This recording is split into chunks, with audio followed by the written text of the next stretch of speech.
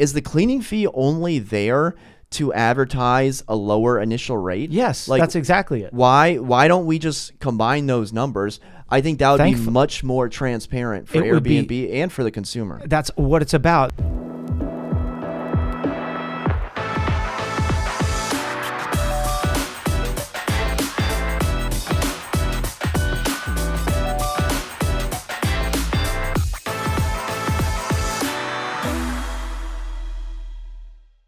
How's it going, everyone? Welcome back to another episode of the Shawn and Matt Show. My name is Matt, that is Shawn, and welcome to our show. Shawn, in today's episode, we're going to be talking about a 40-year listing agreement. 40 years. Most listing agreements are 6 months. This one is 40 years. Why? Yeah. Mm-hmm. What is going on?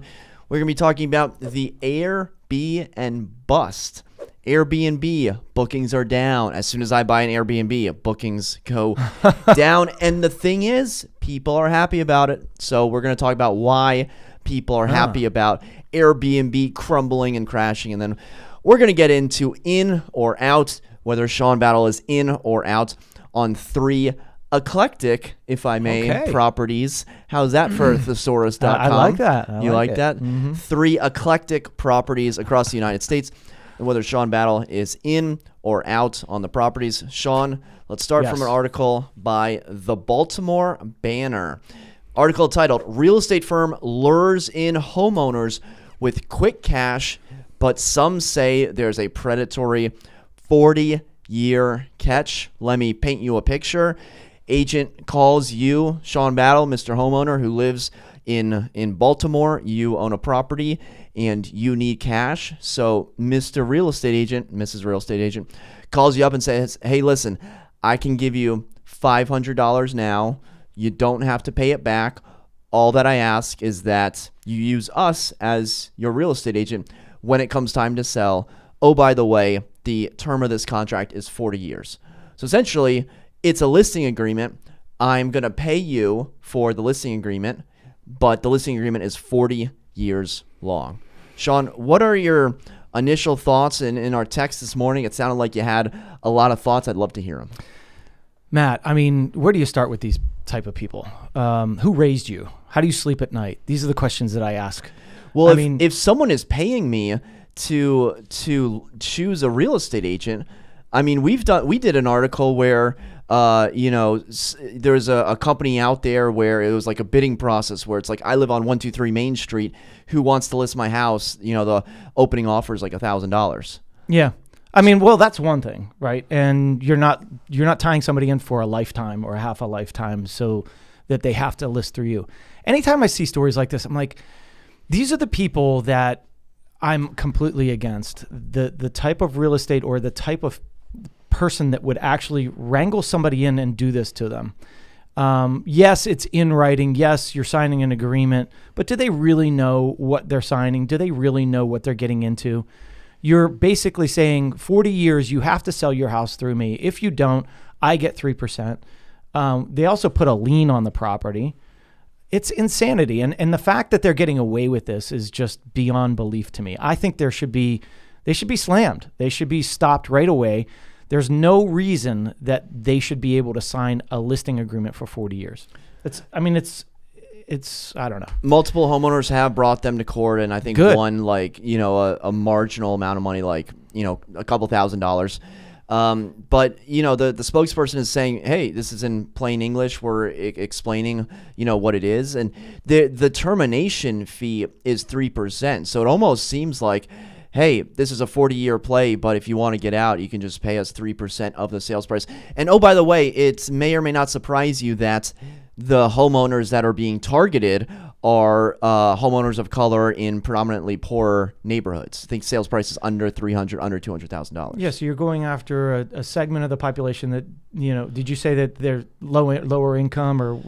I don't know. Well, the article states from the Baltimore Banner that these people are targeting homeowners in predominantly lower income, predominantly, so people that color. Need the money. They're not like, hey, you need the money? Sure, I'll take the money. Where do I sign? Right? That's going to be the mentality. And it's like, and think about how many times you sign things when you're going anywhere. You go to the doctor's office. What if the doctor said, hey, sign this agreement and you're locked in for 40 years. If you go to another doctor, I will charge you this. That's basically what they're doing. And they should be stopped. I mean, this is giving real estate agencies a bad name. And the thing is, they're licensed in pretty much every state in the United States. So they've been doing this for a long time. And just think if they would have, taken this money and taken a different approach and said, hey, let's just advertise with this $400 per person that we're spending instead of taking advantage of somebody completely. What is the end game here? Like, are you going to get a lot of referrals from these customers? You're spending $400 to get one lead that might sell in the next 40 years. And yeah, you're never going to get a referral. So there's not a circulating business for you. You're going one and done for every single person, because the way you're conducting yourself on this, I know how you're going to conduct yourself on the business side of things. And it's not going to be good, probably, right? I mean, like we've run into companies like this before that always try to do these gimmicks or try to pull one over on people. And it doesn't matter if it's real estate or if it's in life. They do it and they get away with it. And it ticks me off, honestly. And I'm like, what kind of person does this? I don't understand that mentality. And it's like kind of like the used car salesman gimmick thing where, they're going to charge you this percentage rate or the finance department of buying a car. It's the worst thing ever, right? Okay, I agree to this price and this price. And then all of a sudden you go to the finance department. We've all been there, and you stand there for 3 hours and they say, oh, well, you should get this or you should get this. And by the way, your rate is 10%. Well, what happened to the 2.5% that And these are the things that end up giving people a bad name and the whole industry a bad name. And hopefully somebody does something about it and stops this. In June, a Texas woman sued the company under the Telephone Consumer Protection Act, saying the company repeatedly called her with an offer of $702 to list her home. In August, a federal judge issued a default judgment against the company, awarding the homeowner $2,000. So, you're burning the bridge, you're landing, you're burning the ships, whatever the expression is, you're burning something because your clientele hates you.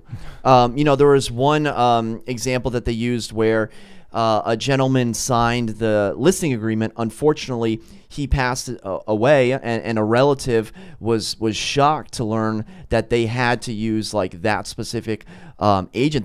The person doesn't want to use that agent. They're just locked in there.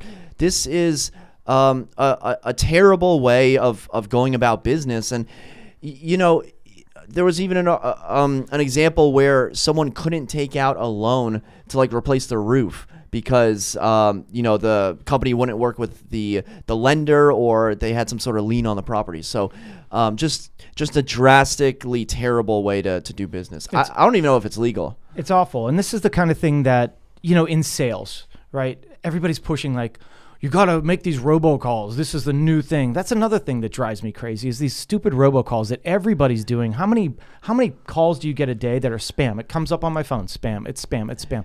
And it's over and over and over again. And this is exactly the annoyance that people do.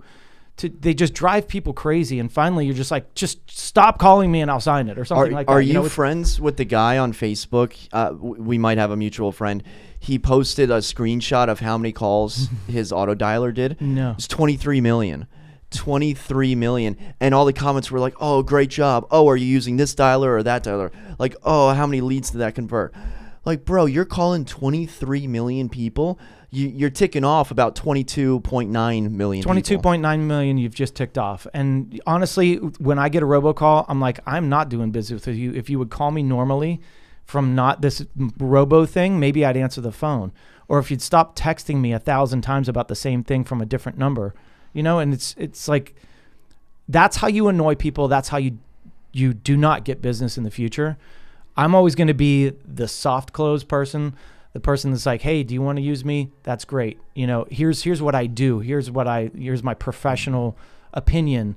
But these people that just try to run one over on people is the worst of the worst, the bottom of the barrel. And, their reviews and everything else will probably show that. Yeah, I think the takeaway is, right, like if it's too good to be true, it probably is. Yeah, If someone calls you saying, hey, here's $500, here's $700. There was even one example where someone got a check for like $1,600, and then they talked to a friend, and the friend was like, mail the check back. Like the red flags were popping up. Like this, like you don't just get free money, right? There's no such except thing on TikTok. Right? Except on TikTok. Yeah, no such thing as a free lunch. Yeah, no, it's true. Don't trust any of that stuff, and read what you're signing and understand what you sign before you sign it, because there's a lot of people that take advantage, and we see that day to day just on, the email phishing that happens and everything else. There's a lot of bad actors out there. So this article is from Baltimore. Company also has, I looked them up, also has issues in Philadelphia, and then they started in Florida. So while it's not in the DMV, by the way, is Baltimore the DMV? It's pretty close. So I would assume it's. Yeah. No, that was the wrong answer. Baltimore is not part of the district, Maryland, Virginia area. They're licensed. I looked them up as well. I looked them up on the MLS, and they have a broker code for Maryland. I looked it up. I didn't find anything. They also have a broker code for Virginia. So I don't know that they're doing much business right now, but they're doing their pre-business right now. They're doing their run-up so that in the future they do have future business. Okay, well, Baltimore still not part of the DMV. I'll concede that maybe Leesburg, maybe Woodbridge, part of Northern Virginia, right? Yeah. Throw in some Maryland towns that are part of the DMV. Yeah. Baltimore, not part of the DMV. Yeah. All right, let's move on to our second topic. This it was a viral tweet that got a lot of traction on Twitter. Someone copy and pasted it, threw it on Reddit, got 11,000 comments. The Airbnb-bust is upon us, hashtag Airbnb, with a screenshot from a Facebook Airbnb superhost asking what's going on with Airbnb, no bookings at all. So essentially, someone that owns a house, it doesn't really matter, someone that owns a house in Palm Springs is wondering why they aren't getting any bookings. And then there is just a litany of comments that are from people that are happy. Shawn, they are so happy that this host is struggling, not getting any bookings, because they're saying that Airbnbs are now more expensive than hotels. They're saying that Airbnb's fees are misleading, right? You see the monthly fee, and then the monthly fee, the daily rate, and then you see, oh, by the way, there's a cleaning fee, there's a service fee, there's a resort fee, there's an occupancy fee, there's an extra guest fee, there's a pet fee, all sorts of fees. And then, the cherry on top after you pay the cleaning fee. Oh, by the way, you got to strip the bed. By the way, you got to start the dishwasher. By the way, you got to strip, put all the linens, here and take out the trash. So, Shawn, what are your thoughts on, first of all, what's your experience in staying at Airbnbs? And then, what are your thoughts on, I don't want to be like dramatic and say the future of Airbnb, but, clearly there's some deception going on, right? Like, because you go and book a hotel to the Hilton, what you're paying. Like you go and book, American Airlines, right? You kind of know what you're paying. It's like, okay, well, this one is this price, and if I want the next up, one up, I get more legroom at that price. So, what are your thoughts on the matter? Well, you sent me a screenshot of one of the charges, and it was like, oh, nightly charge is $250, and so that should be $500. But the total bill for those 2 nights was $1,100. So all of your extra fees, cleaning fee, like you were saying, more than doubled the booking. So why in the heck would I go to this Airbnb? So I don't use Airbnb that much, but I was looking at investment properties, and I'm like, all right, well, we'll just Airbnb it. But this is such a good warning sign, right? So the warning is, what if these fees by Airbnb get astronomical, that it doesn't make sense? People don't book because it's too expensive. There are other options, and thankfully there are. There's property management companies that you could use, and in beach towns, that's who you go with. You go with the property management company that gets these bookings over and over and over again, and that's who you rely on to get you future bookings, and hopefully it gets booked up through that. How often do you use Airbnbs? I don't use Airbnbs all that often, to be When honest. was the last time you or your wife? I mean, all right. So do you travel with more than 2 people? Yes. 2 destinations. Are you staying with friends? Are you staying at a hotel? Like, break that down for me. I usually stay at hotels. We started staying at Hilton properties, trying to get, the rewards through that. But the thing is with kids. What locations are these in? So we were just in Florida. Vero Beach, Florida is where we stayed. We stayed in a property on the beach. It was great. And the thing is, we know what we're getting, right? We know what we're getting. There's a pool there. We're beachfront. Walk out of your deck. You're right on the water. There's a bar there. There's food. Everything is there. And that's the convenience that you want when you're going somewhere that's far away and you're far away from other people. You want to know what's there. We've also tried booking. We went to North Carolina this past year, and at the beginning of the year, we booked. My wife actually booked through one of these sites. I think it was VRBO, and she was like, "This is going to be great. It's a cool property. It has like water slides and everything for the kids." So I'm like, "Great." Well, what happened was she tried to book, and it said error on the computer site. Tried to book it again, error. Tried to book it again, error. She's like, all right, well, I'll just call the property directly. Calls the property directly, books it. Then all of a sudden she gets an email a little while later. Oh, congratulations. Oh, congratulations. Oh, congratulations. Now we have 3 bookings. We have 4 total bookings on this property, even though the site said no. Anyways, to get that money back and to get that resolved took so long to do. It was such a pain. You had to call this person. Oh, I'm sorry. We can't do that through here. You have to wait. And I mean, she was pulling her hair out. And so the aggravation that she went through to try to get this back was totally not worth it. And so we're like, well, we know what we're going to get at a hotel that we've stayed at before. Let's just stay there again. And that's kind of like the way that a lot of people go. Well, you have the reliability and you have the consistency of a hotel. And the way I see it is if there's a hotel in the area, stay at the hotel, right? But if you are traveling, like if you're traveling with your whole family, you're traveling with 4 people, you're not staying at a hotel, are you? No, and here's another example. We did stay at the Outer Banks this later in summer with another family, and it was my buddy, and he's like, Shawn, let's just go next week or this week. And I said, all right, let's see if we can find something. So I went on one of the sites, I think it might have been Airbnb, and there were literally 3 properties. That was it. Because it was booked up. And I was like, this place looks perfect. It was a townhouse, newer townhouse. We ended up staying in it, and everything was fine. So literally, we booked it on Monday. We were there on Wednesday. We lucked out. And that, when there's 2 families staying in a big property like that, it worked. You couldn't, but staying in a hotel with that many people it would be nuts. So that's where it works. But if they're getting you with these fees and they're ranking up these fees, that's when people are going to start saying, well, it's not worth it for me. The headache of it, I still have to clean. We still had to stop somewhere and pick up the key, that kind of thing. So there are downsides to it. And if they keep doing this, they're going to find themselves, with people going different ways. Airbnb pricing is almost like the StubHub of pricing, right? Like you go on StubHub, Capitol's ticket for $89. I get to watch Ovi take some clappers from his office. And then you start doing the fees. And it's like, all right, I'm now paying $250 for a Tuesday night game against Calgary. Yeah. Right? It's ridiculous. It is absurd. So, I think the marketing can be misleading. Like if you're going to advertise like $260 a night, and then there's a service charge, a cleaning fee, a this fee, a that fee. You get to, and some of these things, it's like, okay, well, if you didn't have a pet, there wouldn't be a pet fee, or if you didn't have this, and okay, I get it. But if you're already going to be including a damage waiver, if you're already going to be including a resort fee, if you're already going to be including a cleaning fee, like why do we have the clean? Is the cleaning fee only there to advertise a lower initial rate? Yes, that's exactly it. Why don't we just combine those numbers? I think that would be much more transparent for Airbnb and for the consumer. That's what it's about. You should make it better for the consumer. Transparency is everything. And if you're trying to bait us with a lower price and then you say, oh, well, what about this fee, this fee, this fee? We're turned off as soon as we see it, and we're like, forget it. I'll go somewhere else. That's usually what happens.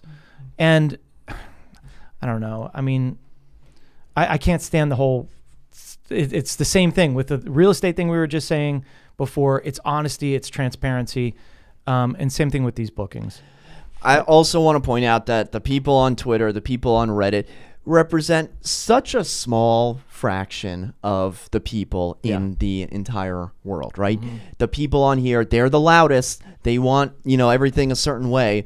But, if you're coming out to the middle of nowhere, to a national park or to a beach, or to the countryside, like not many hotels, right? Like not many options. So like Airbnbs are fantastic options. There's just some tweaking and some growing that needs to happen. Yeah. And you know what? Hotels aren't all what they're cracked up to be either, because, every time that I have booked a hotel recently, usually they have a pool and everything else. They add a resort fee. It's usually about $40 a day.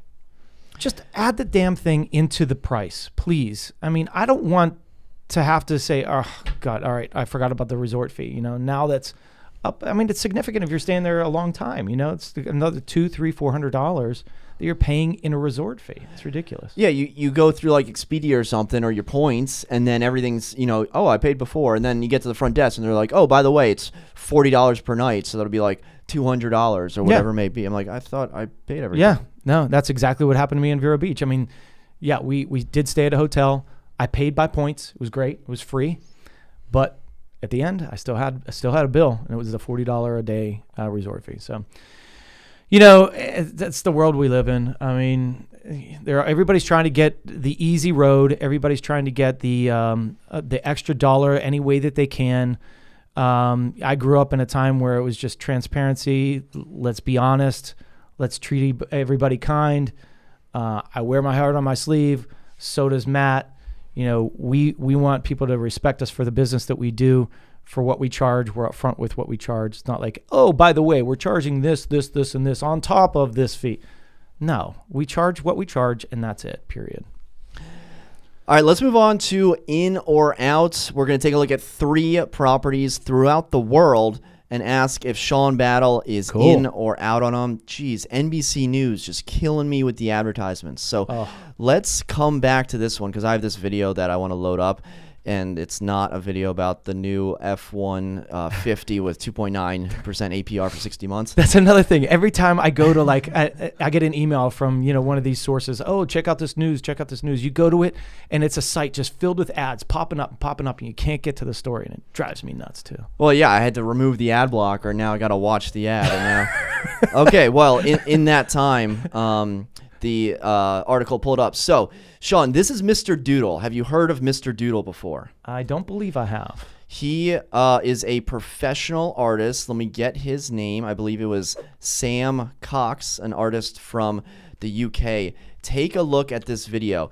This is about 18 to 1900 individual photos of Sam going throughout his brand new 1.3 pound house and doodling everywhere. He is a professional artist. I'm getting kind of dizzy just doodle, and he doesn't just doodle the walls. He doodles everything. So imagine a completely white, a completely blank house, and he has gone ahead and just doodled the entire house. Shawn, 1.3 in the 1.3 pound, 1.3 quid, 1.3 million pound, I should say, in the Kent neighborhood. Are you in or out on Mr. Doodle's house? I mean, Mr. Doodle's house is pretty neat. I would probably go insane in there, so I would be out. I respect his abilities, and look at this. It's pretty neat to see for about, a little while, but I think after a while you would probably go crazy. It's all just black and white. The whole thing. He got a Tesla. He doodled his Tesla. He doodled his Tesla. I saw that. He doodles everything is doodled. Everything. That's nuts. It's insanity, and that's why I would be. He blew up in 2017. As I think 2.8 million followers on Instagram. And his artwork sells for a lot of money, right? It sells for like $30,000. Like he's clearly like extremely talented. He's good. He's very good. I couldn't live in that. I mean, that is crazy. So him and his now wife bought this mansion from his doodling, from the doodle, and he's 28 years old. He's not he came up good and for him, he blew up, and he's clearly like a likable guy. I respect it. I love it. So he hasn't moved in yet. Could not live there. I mean, yeah, see, that's a $30,000 home. I mean, do you think he's going to move it? Like, what's the play here? Because, I mean, if you love this dude, I mean, maybe this feels like a museum, right? Yeah. Like, you know, God forbid, you know, one of these doodles gets smeared, but this is artwork. This is a museum. It's almost like a funny house, right? It's just I feel like I'd walk into a wall. I mean, just look at that. That's insane. Are you thinking Airbnb? Yeah, I mean, it would be a really good Airbnb. If Like he's even doing the Peacock for NBC. If you wanted to do acid in there. Oh my gosh. There you go. I think this is you would have a crazy time if you did that. That would be a rough trip. But yeah, I mean, always for Airbnb, investment wise, it would be good. For a daily house to live in, you would go crazy. But it's neat. It's like you said, it's a museum style look to it. And he said since the age of 15, he's always wanted to like live in a house of doodles. Like he would just doodle on the furniture, doodle on the floors, on the walls of his parents' house. Now that was neat when they started adding a little bit of color to it. Yeah. You know. No, he's very monochrome, and I think his wife, you know, adds the pop of color. Yeah. Mr. Doodle. Okay. I think I'm out on the doodle house. All right, let's move on to the next house. This is a house in Santa Fe that is covered in foam, so it would blend right into the limestone cliffs that it sits on. It is on the market for $899, Shawn. It is a one-bedroom house just outside of Santa Fe. I'll show you the photos real quick. 1.5 bathrooms, 2,400 square feet. So wow. It is a one-bedroom house. But it's large. I mean, how many one-bedroom houses do you know at 2,400 square feet? Probably not a lot. So you see the exterior got great views. You ever been to Santa Fe? No, I haven't. New Mexico. I'd love to go. So on the inside, it's neat inside. Yeah. It's nicknamed the Flintstone House, right? Kind of has that like Flintstone-esque look to it. You got the fireplace there. Kind of like, check out the window. The window is crooked there. Wow, I thought that was a mirror. There were some comments on the crooked window, but the bathroom's renovated. It's beautiful. It's inside. not like a cavernous house. It's more, bright and airy. Mm-hmm. Shawn, are you in or out on $899 for a foam one-bedroom Santa Fe house? I don't like the exterior. I think the exterior is really ugly. It is unique, but not my style.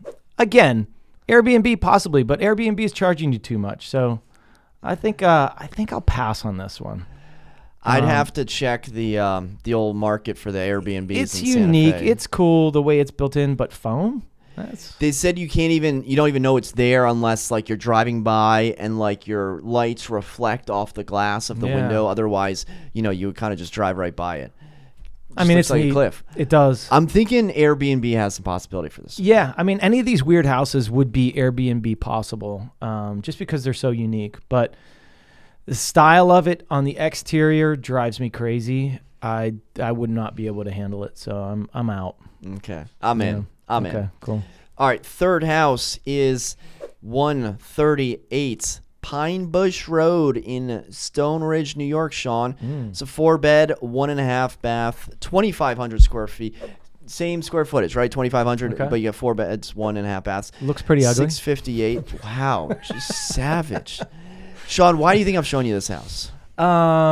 I don't know. I would say, is it on a weird street? It was it was built in 1700. Okay. Do you know what was happening in the year 1700? 1776. No, that's 76 years later. So 1700. 1700. So Shawn. there was nothing happening here. Really? Well, in the world, Sweden was at war. Think about when Sweden doesn't fight anyone. They play, they have players in the NHL. They never fight anyone in hockey. True, yeah. They never fight anyone in global affairs. Sweden was in a war. King Louis the 14th was doing his thing. How's your file on King Louis the 14th? Man, my history is so bad, so don't ask any of that stuff. Okay, well, you know what also was happening in the year 1700? They were building this house. Some can use some work, but look. It's got a pool inside. You get a pool. I wasn't quite sure about the pool inside, right? Like, I don't know how I feel about the pool inside, but clearly it's on a nice plot of land. It's got some good charm to it. It has had one owner for 50, not for 300, not for 332 years. But it's had one owner for the past 50 years. I always love when it's just had one owner. Like my buddy just bought a house in Fairfax, and I think the owner lived there for like 30 years. He was in the Navy. There was not one nail that wasn't hammered in correctly. Yeah. Like everything was just perfectly done. So one owner for 50 years. Obviously, you do some things to it, but it's cool, right? It has that like old house charm to it. 658 in Stone Ridge. I can pull up a map of where Stone Ridge actually is. Shawn, are you in or out on the house from 1700? Matt, old houses, old charm, also have old smell and old plumbing. I am a creature of wanting nice things, nice plumbing, nice showers, nice water pressure, and no smell. And I think that would have the opposite of what I like. So therefore, I would have to pass on this one. Even though, yes, it would be cool to be around and walk through and, 1700, wow, that thing, super old house, but I'm out, man. I'm going to say something that may change your mind. Okay. Originally a tavern. Oh, that's cool. President Washington was fabled to a visit. Does G-Dub change your mind? G-Dub doesn't. I mean, I can go down to Gatsby's Tavern right down here and go have a beer. And you don't have to pay $650,000 yeah, to do no, that? I go to Gatsby's and then let somebody else take over on that 1700 house. I think I'm a sucker, not just a sucker, but I think I'm a sucker for old houses. Yeah, I mean, they're cool, but not my style. I think I'm a sucker for old functional houses. So 4-bed, 1.5 bathroom. I think if we could do something with that half bathroom, maybe figure out a way to get it to a full. By the way, I was looking at possibly another Airbnb property, and on Zillow it said it's a 4 and a 2, and then I saw it had a loft, which wasn't counted as a bedroom. So I'm like, okay, well, it's a 5-bed, 2-bath house. It could fit like 12 people in there, weddings down in that part of Central Virginia. Then I looked closer, and it was just a half bathroom. Wow. Like Zillow adds bathrooms if it's just a half. So it's like a little misleading. I wish Zillow was just like, 1.5 instead of 2. So probably for the best as the old checking account and credit card line, recover from the initial purchase, one, sure. But it definitely got my eyes googly when I saw that was an old house also. Yeah, and those old houses, to maintain them, think about how cold it is in there. They're probably not unless the windows. The windows. And when you get historic homes like this, you have to. It's probably on the historic registry, right? So you can't like change the windows out. You can't change the bricks out. You got to use old bricks. It's probably freezing cold in there. I don't know how it's heated. Think about all those little things. Think about how much it would be to maintain it. Who's going to stay there when it's freezing cold in there? Oh, yeah, I can build a fire, but then you'll smell like fire. No thanks. Well, what is heated is the pool. It has an indoor heated pool. Okay, now, don't ask me what the utility bills are, because that thing is very expensive to build, but to heat. All right, well, I'm 100% in on the Pine Bush Road, GW's old stopping grounds. I feel like if you just have an old house, you can just say someone may have stopped by there, right? Like, here's a house near New York. From do you have proof of that? I mean, if it was like, how many people were alive in America in 1700? Like, not many. So if there was like a structure, like the probability. They were probably there. Like, it's a probability. There weren't too many people just strolling the streets. There were 2,000 people here. If there's a tavern, like, it's still standing. Everyone's at the tavern, right? Where was this place again? New York? Yeah, it was just north of New Paltz and Poughkeepsie. Okay, yeah. You ever take the train up there? No, I haven't.